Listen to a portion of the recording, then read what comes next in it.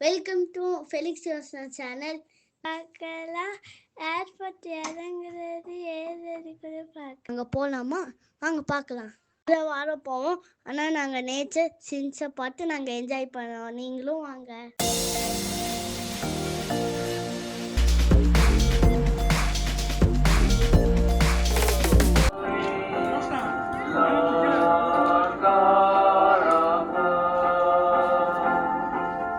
சரியா? வெளியே யோசனா